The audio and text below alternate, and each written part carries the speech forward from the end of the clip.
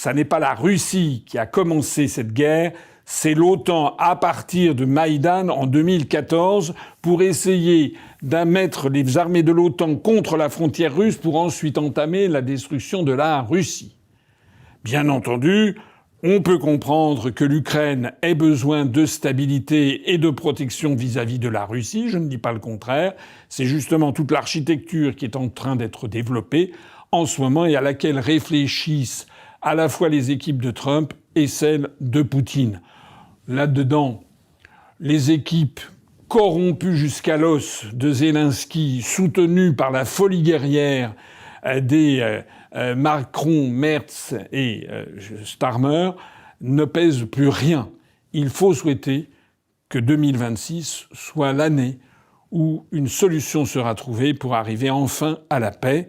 Cette paix ne pourra d'ailleurs se produire qu'en tenant compte de la réalité du terrain. La réalité du terrain, c'est que la Russie occupe 20% du territoire ukrainien et qu'elle ne les rendra pas.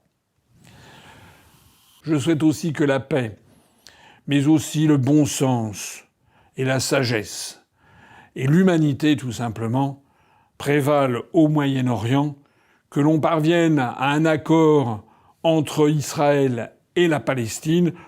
Je me réjouis qu'en 2025, la France ait reconnu l'État palestinien. C'est peut-être la seule action, finalement, qui pourra être portée au crédit d'Emmanuel Macron au cours des 8 ans de mandat qu'il a déjà effectué. Il faut que le carnage cesse à Gaza. Il faut que le gouvernement israélien, si possible, revienne à des propositions et des perspectives moins délirantes que celles de l'extrême droite israélienne représentée par messieurs Smotrich et Ben Gvir qui veulent en fait avoir un État géant qui représenterait Israël. Non, comme je l'ai dit et comme je le redis, tous les juifs ne sont pas du tout d'accord avec la politique extrémiste du gouvernement d'extrême droite israélien.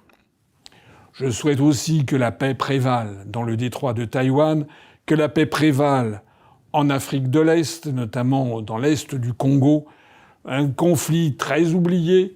Je souhaite aussi qu'un accent soit porté à la protection des chrétiens à travers le monde, en particulier des chrétiens au Moyen-Orient, y compris d'ailleurs des chrétiens en Israël, mais aussi la protection des chrétiens, notamment au Nigeria ou dans le Sahel, où ils sont parfois victimes de véritables pogroms anti-chrétiens, sur lesquels pèse un silence complice.